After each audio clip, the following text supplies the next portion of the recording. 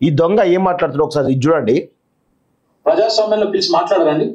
మా ప్రభుత్వం ఉన్నప్పుడు కూడా భూసేకరణలో చాలా చోట్ల పంచాయతీలు వచ్చినాయి, పిలిచి మాట్లాడలేదు. మల్లన్న సాగర్ లో, కొండపోచమ్మ సాగర్ లో అక్కడ సమస్యలు వస్తే వెంటనే ముఖ్యమంత్రి గారు, ఆ జిల్లా మంత్రి గారు రైతుల దగ్గర పోయి పిలిచి మాట్లాడి ఒప్పించి మెప్పించి ఆ కలెక్టర్ తనలాడి మొత్తాన్ని చేసినాం. కోర్టుకు పోతే కోర్టులో కూర్చొని కోర్టును సంజాయించి అక్కడ బెస్ట్ పరిహారం ఇచ్చి కడుపులో తలబెట్టి మీకు జరిగే లాభాన్ని వివరించి మొత్తానికి అల్టిమేట్ గా ప్రాజెక్ట్ పూర్తి చేసినాం. అట్లుంటది కానీ ప్రభుత్వం అంటే నువ్వు ఇస్తావా సస్తావా. మల్లన్న సాగర్ గురించి మాట్లాడుతున్నాడు ఈ దొంగ. మల్లన్న సాగర్ కి సంబంధించినటువంటి ఆ 14 ఊర్ల ప్రజల దగ్గరికి పోదాం వస్తావా కేటీఆర్? ఏం పరిహారం? ఇప్పటికి కూడా పరిహారం ఇవ్వకుండా ఈరోజు వాళ్ళను మోసం చేస్తున్నటువంటి దొంగలు మీరు కదా. ఏది మంత్రి మాట్లాడిండా, కలెక్టర్ మాట్లాడిండా? ఎవరు కలెక్టర్? అప్పుడున్న కలెక్టర్ ఎవరు? వెంకటరామరెడ్డి కదా, మీ తొత్తు వెంకటరామరెడ్డి కదా. మీరు వాళ్ళు మాట్లాడారు అక్కడ ఉన్నటువంటి ప్రజలతోటి. అర్ధరాత్రి పోలీసులతోటి కరోనా సమయంలో ఏది డీసీఎం వ్యాన్లు తీసుకొచ్చేసి అర్ధరాత్రి కొట్టుకుంటూ తీసుకుపోయిన దొంగలు మీరు కదా. మీరు మాట్లాడుతున్నారు మల్లన్న సాగర్ ప్రజలను మీరు కన్విన్స్ చేయడం జరిగిందా? ఏం మాటలు? ఎందుకు అబద్ధాలు చెప్తున్నావు? అబద్ధాలకు బ్రాండ్ అంబాసిడర్లు మీరు. అబద్ధాలకు ఈరోజు ఈ ప్రపంచంలోనే అబద్ధాలు అనే వాటికి పర్యాయ పదం ఈరోజు కల్వకుంట్ల కాలకేయుల విషయాన్ని గుర్తుపెట్టుకోవాలి. మల్లన్న సాగర్ ప్రజలు కన్విన్స్ చేసిన చెప్పడానికి సిగ్గు, శరం, ఇజ్జతి, లజ్జ, మానం ఏమనిపిస్తలేవా కేటీఆర్? నీకు కొంచెం కూడా నీకు దమ్ముంటే, నీకు చిత్తశుద్ధి ఉంటే, నీ ఒంట్లో వారేది తెలంగాణ రక్తమే అయితే, నువ్వు నిజంగా తెలంగాణ బిడ్డవే అయితే మల్లన్న సాగర్ మీ గజ్వేల్ కాన్స్టిట్యున్సీలోనే కదా, మీ అయ్యే కాన్స్టిట్యున్సీలోనే ఆర్ఎండర్ కాలనీ ఉంది, 10,000 ఇండ్లు ఉన్నాయి. అక్కడికి పోదాం వస్తావా? నీకు దమ్ముంటే రా కేటీఆర్, చూసుకుందాం అక్కడ, ఆ ప్రజలతో మాట్లాడిద్దాం.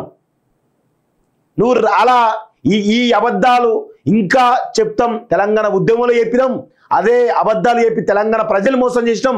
తెలంగాణ వచ్చిన తర్వాత కూడా అదే అబద్ధాలు చెప్పి 10 సంవత్సరాలు 2 టర్ములు మేము పాలించడం.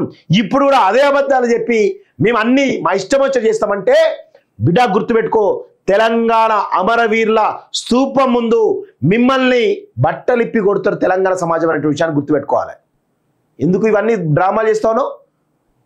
మల్లన్న సాగర్ గోస ఏందో ఇప్పటికి కూడా కళ్ళ కనబడతా ఉంది. ఇప్పటికి కూడా వాళ్ళకు ఉపాధి లేక వాళ్ళ జీవితాలు అగమ్య గోచరంగా మారుతా ఉన్నాయి. 100 మంది మల్లన్న సాగర్ సంబంధించిన 100 మంది వ్యక్తులు చనిపోవడం జరిగింది. వాళ్ళ ఉసురు మీకు తాకదారా? ఇడియట్, ఏం మాట్లాడుతున్నావు? మాజీ మంత్రి పోయిందట, కలెక్టర్ పోయిందట మాట్లాడుతావు.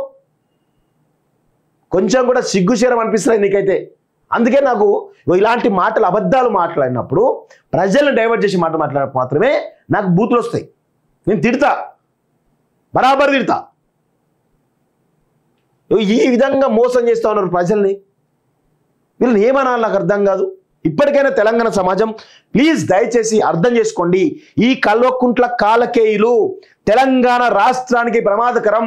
తెలంగాణకు పట్టినటువంటి శని, పీడ, దరిద్రం ఈ యొక్క కల్వకుంట్ల కుటుంబాన్ని తెలంగాణ రాష్ట్రం నుంచి తన్ని తరిమితే మంచి రోజులు వస్తాయి, తెలంగాణ రాష్ట్రం బాగుపడుతుంది. లేకపోతే మాత్రం తెలంగాణ రాష్ట్రం బాగుపడదు.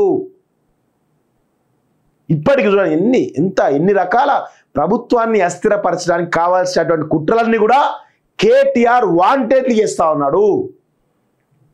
అన్ని ఏ అంశం మీద వచ్చినా కానీ దానికి రేవంత్ రెడ్డి కుటుంబానికి అంటగాగించి ఒక దుష్ప్రచారం చేసే ప్రయత్నం చేస్తూ ఉన్నారు.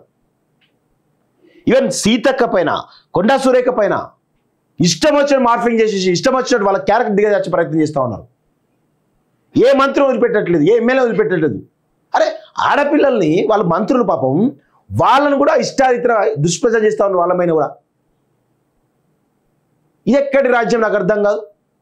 అందుకే నేను చెప్తా ఉన్నాను, ఈ రాష్ట్ర ప్రభుత్వాన్ని సీఎం రేవంత్ రెడ్డి గారిని మరి పోలీస్ డిపార్ట్మెంట్ వారిని నేను కోరుతా ఉన్నాను, డిమాండ్ చేస్తా ఉన్నాను, మీరు ఇమీడియట్గా ఈ యొక్క కల్వకుంట్ల కాలకేయుడు ఎవరైతే ఉన్నారో కేటీఆర్ అరెస్ట్ చేసి బొక్కలేయాలని చెప్పి చెప్తా ఉన్నాను. లేకపోతే తెలంగాణ సమాజం చూసుకుంటుంది. ఇక ఈ దొంగ ఏం మాట్లాడుతున్నాడు ఒకసారి ఇది చూడండి.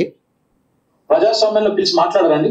మా ప్రభుత్వం ఉన్నప్పుడు కూడా భూసేకరణలో చాలా చోట్ల పంచాయతీలు వచ్చినాయి, పిలిచి మాట్లాడలేదు. మల్లన్న సాగర్ లో, కొండపోచమ్మ సాగర్ లో అక్కడ సమస్యలు వస్తే వెంటనే ముఖ్యమంత్రి గారు, ఆ జిల్లా మంత్రి గారు రైతుల దగ్గర పోయి పిలిచి మాట్లాడి ఒప్పించి మెప్పించి ఆ కలెక్టర్ తనలాడి మొత్తాన్ని చేసినాం.